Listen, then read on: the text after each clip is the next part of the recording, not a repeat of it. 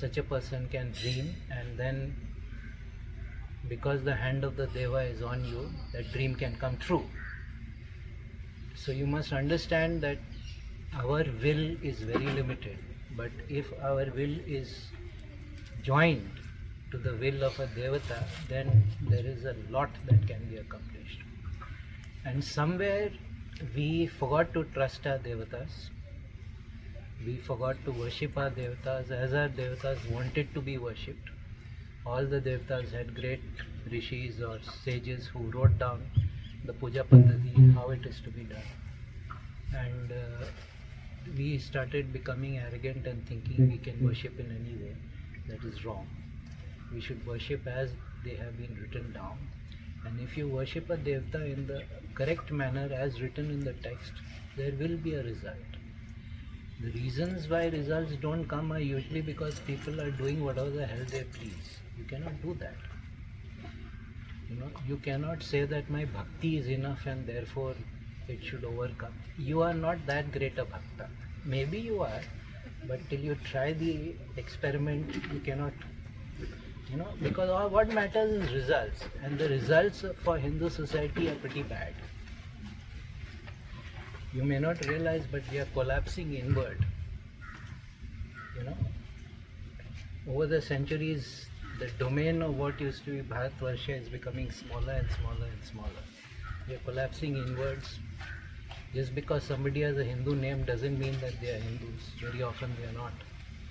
So you must realize that we are in a very dire circumstance. I am famous for saying that we are in the worst situation since the days of Aurangzeb, when people think, what are you saying? There is a resurgence. No. I'm very much afraid it might be just like the last flicker of the oil lamp. There is no resurgence except that now there is some kind of revival, I would say. That the thirst amongst young people for serious and accurate sadhana, accurate upasana is fantastic. Everybody has come here. He was telling me people have come from all over India for a Tamil Grama Devta, in quotation marks, Grama Devta. Yeah, ladies have come from all parts of the world to carry stuff on their head.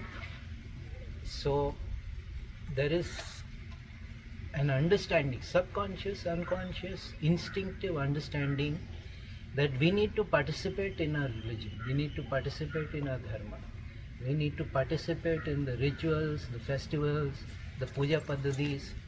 That has become something very, very important. And to support an effort like this, Sri was praising me for sharing the news of this and asking people to donate. And what is there to praise in that?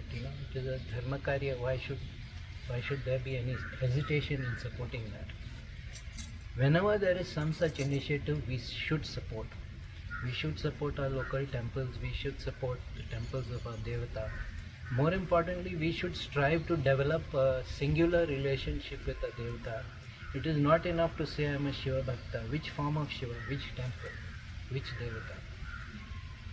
I am now identified completely with Chidambaram Nataraja. Everybody knows me as the Nataraja Bhakta. Everybody knows him as, even though him being him, there is another deeper layer to that.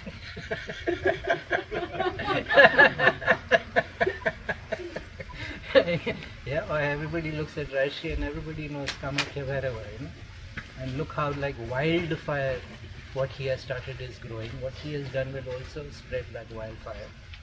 I am a wildfire by myself, so that is another matter.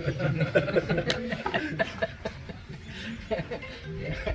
It is difficult for people to see, even Satyam. Bell has rung. The modern electronic temple bell has rung. Satyavachan, thank you. Whoever that was. But see, today in the temple I saw something which showed how far we have to go. Okay, it is very nice you want to show respect to a Guru figure. Everybody is coming and touching my feet inside the temple. You never do that. In the temple there is only one boss. And no human being, no matter how great, should be respected in front of the men. No, I'm not blaming any of you. Look at the language in which I have to communicate to you. 200 years back it would have been Sanskrit. Today we have to use the language of the enemy and communicate. Because that is the one common language now that educated people in India have. We no longer have Sanskrit as the common educated language. Maybe your children or your grandchildren's generation can change that. And once again Hindus can communicate in Sanskrit to each other, which is a big dream of mine. It's too late for me. I don't have any talent for languages. I tried very hard, but I just don't have it. You either have the talent or not. So, but at least get your children when their brains are still plastic and pliable and get them to start learning the language. They will of course be upset, but later on they will thank you for it. So, that incident is nothing big in itself, but it just shows me how much we have fallen away from things which were just taken for granted. In my parents' generation or my grandparents' generation, the thought that somebody touched the feet of another person in the Sangati would have been, what are you saying? It would have just been an impossibility. Today everybody is trying to revive their respect and their tradition, but like I said, there are rules. There are rules. Outside the temple, okay. Inside the temple, no. And don't dive like a seal who's seen a fish, you know. For the feet of the Guru. Yeah. You don't realize that every time you touch the feet like that and you're asking for a blessing, there's a little energy transfer and certain things could happen which you are perhaps not ready for. So, do it consciously and with awareness. I'm not going to say more because all that was unnecessary. But it was just a small example. It was just a small example of the problems we are facing. And the larger problem is people like us, because we tend to be educated, we tend to set the rules for the rest of society, or people start imitating us. So if they see people like us who don't care about the religion, then others also won't care. At present, what is happening is that the lesser educated people population segment of Hindu society is still very deeply religious, very deeply caring, very deeply. But now they think it is unfashionable. And we need to make it fashionable again. We need to make the fact that somebody is doing sadhana into a cool thing. We need to make, and so the fact that Rashtriya has exploded like this in the public consciousness, of course, the Devata's blessing is there, but the fact is it's a very good thing. It's a very good thing because other people now feel empowered to come out. And the same thing that everybody has been telling me, you changed my life, you changed my life, you changed my life. Yeah. My main job, sad job, converting Hindus to Hinduism. Yeah. The very fact that you have to say that, but it's the truth. Just, you're born naam ke vaste Hindu, you're just... Most people don't even know why you light a diya, what is the thing of lighting a lamp? What is this process behind lighting a lamp? People don't even know that. People don't even light a lamp. Forget knowing what is the process behind it. People don't even light a lamp. Because God knows what is in my heart. God has much more important things than bothering about your heart. Your heart is very uninteresting, believe you me. You have to make yourself interesting until God says, oh, somebody is trying to do something, I need to maybe help out of it. Till then you're just useless. They don't need you, you need them. You need the Devas. Devas don't need you. Please understand this. The Devas have a mind and a will of their own, and they see in centuries, they see in lifetimes. They don't see the way we do. So very often the problem is we try to bargain with them, we try to get things out of them, we try to, I will do this for you if you do this for me. It is understandable, those are beginning stages, but that's not how it works. Once a Deva has proved his reality or her reality to you, then you must, what can I do that will advance your aim, because they know better than you what you need to accomplish. They know what is your life pattern across lifetimes. They know what is your swadharma, what is the innate good encoded in you and how it can come out. And so that is why you go into Sharanagati to a Devta, so the Devta can help you reach your full potential. But we try to do it with our ego, we try to do it with, we can do it on our own, and it doesn't work that way. You need to have that sense of surrender to something greater than yourself. If you don't believe anything is greater than yourself, then you are in serious trouble because you're a mentally ill person. Mental illness is very common nowadays. Narcissism is the commonest mental illness today. But these things have been in this land. Because I am what I am, I have this habit of asking people, why should you be a Hindu and not any other religion? And you can see the kind of like I've hooked them like a worm and now they don't know what to say. They're just wriggling to find an answer.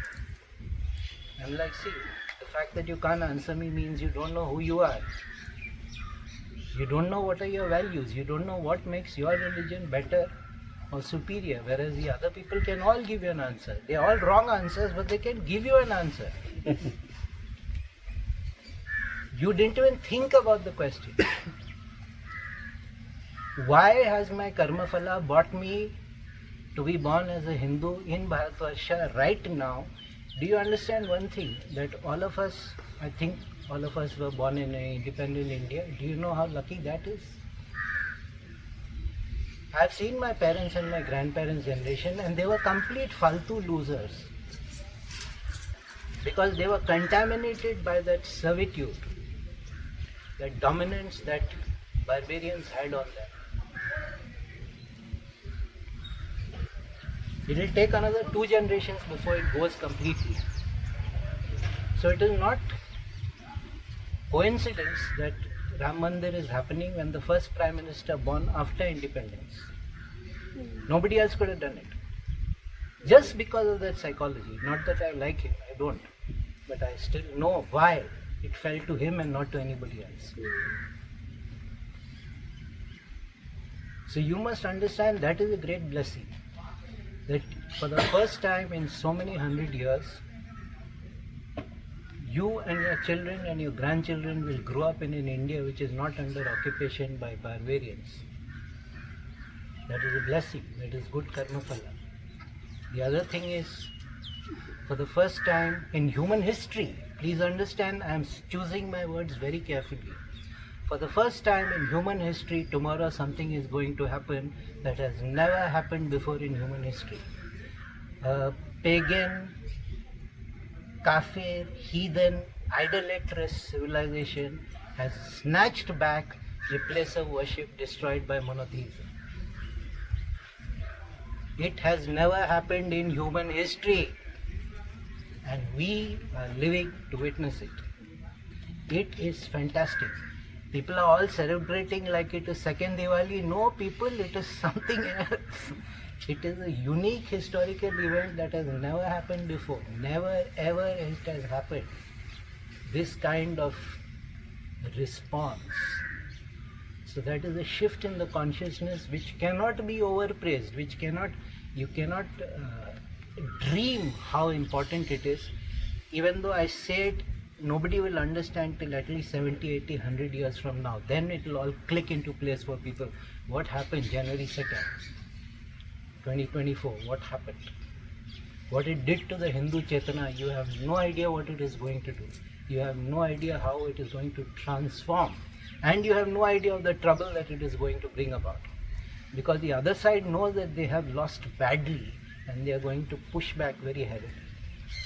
So be prepared for trouble. I am not going to give you all milk and water solutions. There's going to be a lot of trouble.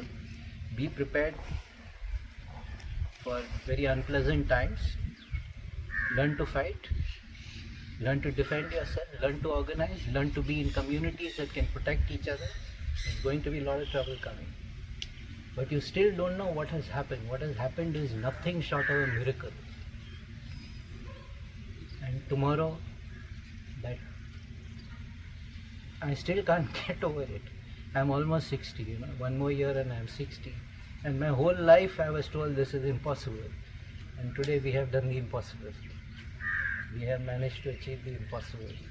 And I'm like, yeah, Hindu ka adat hai. Impossible just takes a little longer for us.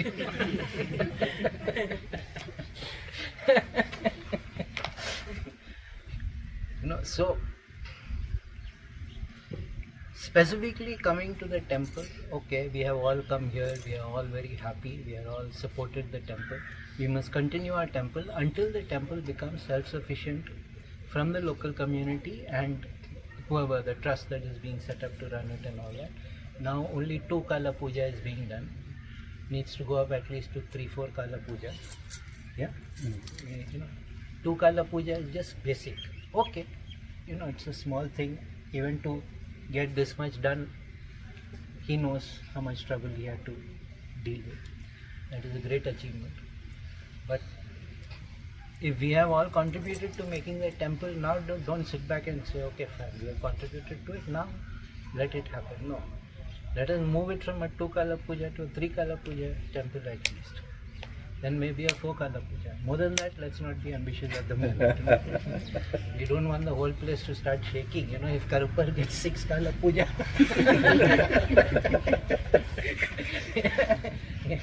Because Karuppar Swami is not your ordinary Devta. He is a very unusual Devta. Even though we have the strangest Devtas in the world, Karuppar is still unusual even over there. And you know, his habits and his behaviors are not of the norm. He has his own way of doing things and he has his own way of looking at things, which I find brilliant, but the average person might find very disconcerting. That is okay. Why should everything be ordinary? Why should everything be boring? You can do things in very interesting ways.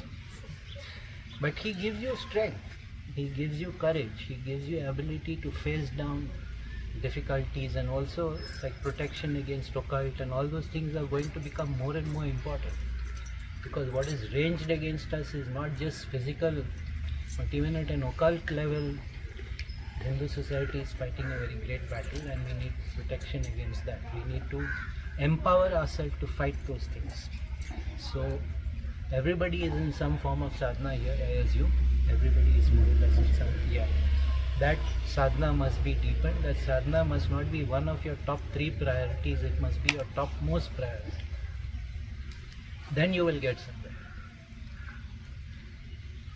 For most people, they will do sadhana as much as they can, so long as it is comfortable. And the minute it becomes uncomfortable, the minute it becomes difficult, then they will, the minute any trouble breaks out in life, the first thing people stop is sadhana, or they lessen it to deal with the trouble. No, that is the moment you should increase your... There is even a video of mine on just this topic.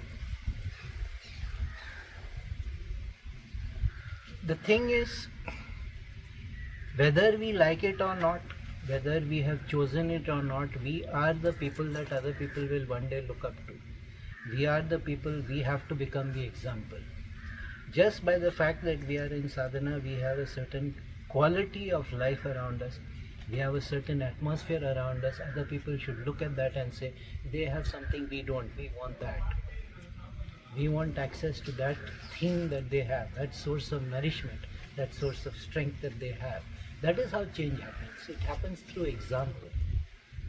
You can give 2000 lectures and nothing happens, but just by looking at you, if they think, this person is living a better life than I am, this person has a source of strength and a source of equanimity and a source of power that I don't have. How? And then they want to be like it. You know, till that happens, results count. You can talk all beautiful things, you can talk Fadvaita all you want, it's not going to help you. Yeah? Advaita is for the best and the brightest, people who have transcended everything. If you are part of that tribe, what are you doing with us? Yeah? Please abandon us and go with your true tribe. Yeah? If you are not of that tribe, please do the normal things that are done. Please do normal sadhana with the rules, with the texts, with everything. Yeah? Don't immediately Aham Brahmasmi. No.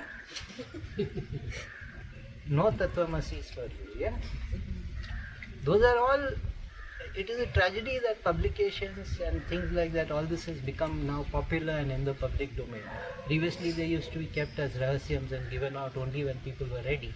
Now all these things are given out like prasad in the temple, and inevitably they are misunderstood. They can't be misused, but they are misunderstood. And idiocy startup. So don't start up idiocies. You have to develop Shakti.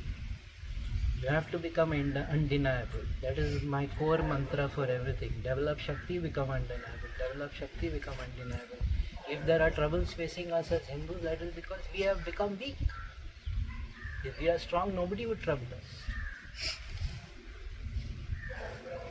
And you need to develop some kind of grit. You need to be able to confront unpleasant situations and respond in equally unpleasant ways. When you are being attacked by occult prayogams which are tamasic, sitting and doing sattvic japa is not going to help you. Trust me, believe you me.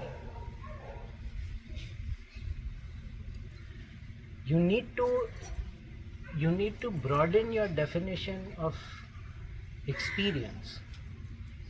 Only sattvic experiences are not the only valid spiritual experience. He is not sattvic in any way. Karuppar Swami. Yeah? He would be the very opposite of sattvic. But is he not valid? He is absolutely valid. He gets results much faster. Yeah? Which is why he is growing. I did one. I'll tell you an interesting story. I was in Manipur, which is like the far end of India. Yeah? It literally borders Burma. There is a temple there. There is a Tamil community in this town called More, which is a border town. Half the day, half of Burma is in More, half of the More people are in Burma. That's how it works over there. There's a Tamil community there in More. They have built an Angala Parmeshwari temple. And I go there last year, and who do I see in the Sannidhi just by the door? I see Karuppar Swami's brother, Munishwar. I immediately take a picture and send it to him. And I'm like, see who's sitting here. Now, do you know how far Manipur is from Tamil Nadu? Yeah, that's like nearly 4,000 kilometers. And he's sitting over there. And they were so strong, at one time they used to send one MLA to the Manipur State Assembly. All Meiteis, Kukis, Nagas and one Tamil.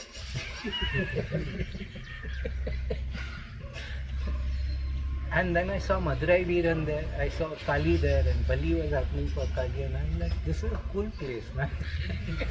I don't. So when a Devta decides that I want to express myself, there is no geographical limitation, there is no.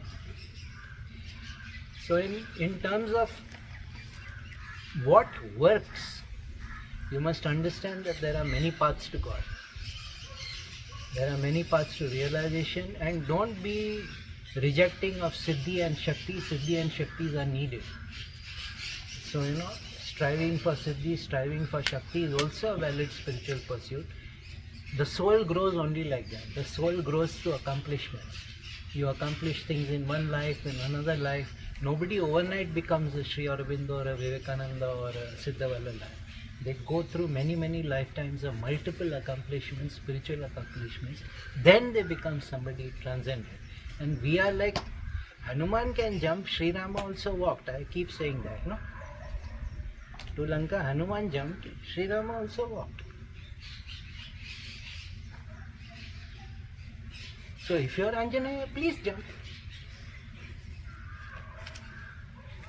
Why wait? Why go through all that lifetimes of grind? Jump. But more than that, what I am saying is that we need a more rooted in the soil, in the ground. I am so happy we are sitting in this raw earth, and I am a bit of a Vastu expert, so this soil is very optimal for building temples. So I was like, how did you get this place? So I wrote a book on Vastu. It was published in the West, first book published in the West.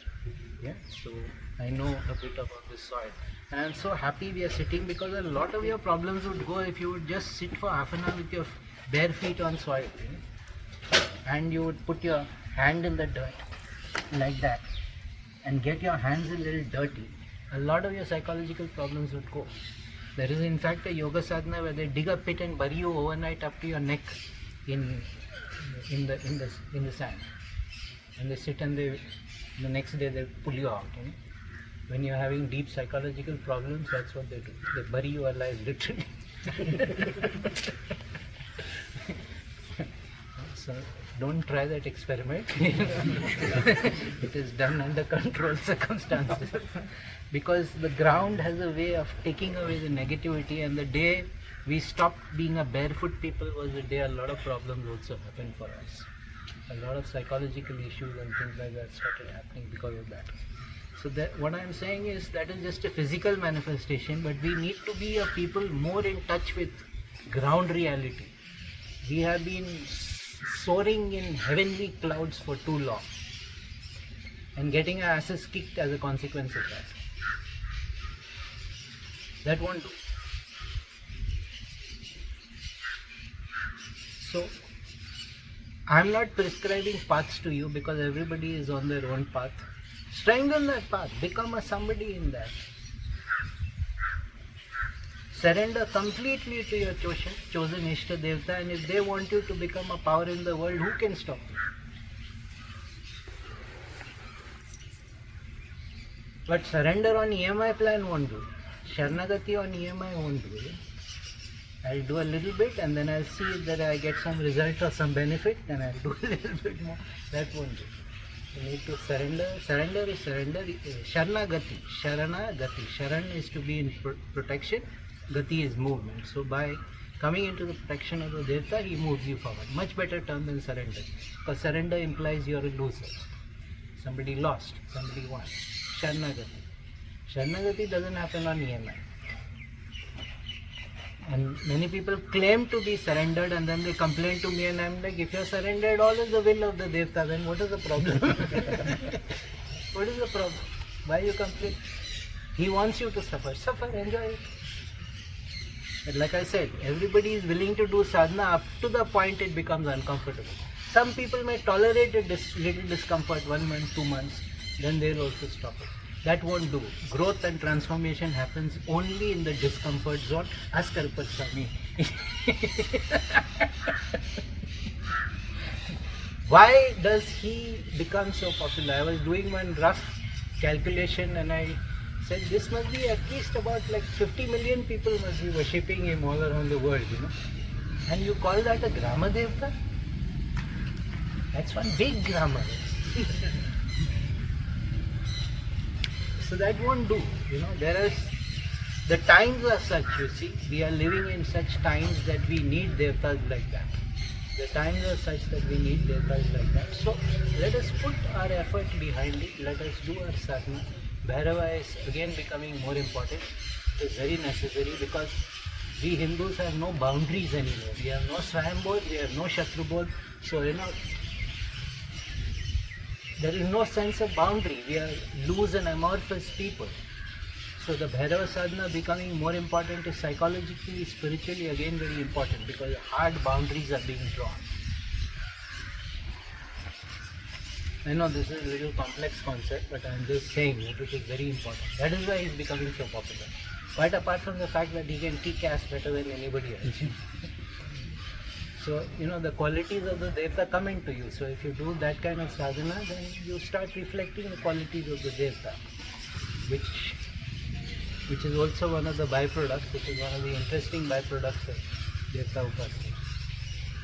Other than that, there is nothing to say except once again that I am so happy to be present even though certain life circumstances are compelling me to leave early. I don't care. I still came here and I saw what is happening. So, you know, I am still, it has not reduced my happiness in any way. It has added a little sorrow, you know, like I couldn't see the main thing. Okay, no problem. Some other time. I'll come when it is all done. Temple is set up. I'll come sometime privately, sit in front over there quietly and tell him, sorry, I had to go. More of these. Hopefully in the audience there will be one, maybe more than one person who will do something similar for his or her Devta. That would be really a great thing. If we have more people who would make these kind of things, because we need our religion to be also public. We need public participation. Enough of private religion. As soon as you go out into public, you are a deracinated person with no religion. Enough of that. When you go out in public, let everybody know you are a Hindu. And that still causes discomfort to people. Just the fact that, I always say that in the 90s, that slogan, it is so revealing, Gar se kaho I'm Hindu hai. You have to say with pride that you are a Hindu. And people would object to that. And I'm like, why is it scratching you that we are proud to be a Hindu? What is your problem with our being proud to be a Hindu? So that is the extent to which we have traveled. Today nobody has to say that. Because everybody is too busy doing Bhagavad Gita and for tomorrow's. Yeah. Okay. I think that is enough. And please don't treat this as a lecture. I hate lectures. I'm just saying this is how I see what needs to be done, and I'm telling you this is what needs to be done. Now, up to you how much you decide to do. I have no interest in firing you up and inspiring you. I have a great deal of interest in you doing hardcore, serious sadhana 2 decades. Then something will happen. If fiery speeches anybody can give. Those things are of zero consequence in the long term. What made Sri Ramakrishna Paramahansa so great, an exceptional spiritual master, was that he had 50 enlightened disciples, something that has never happened before or after. Nobody has ever managed that, but he managed it. So results count. I am a great guy for evidence. What is the evidence? This is the evidence that Sreekumar was not wasting his life. Concrete evidence that Sreekumar was doing something valuable with his life. So go home and ask yourself, what is my evidence?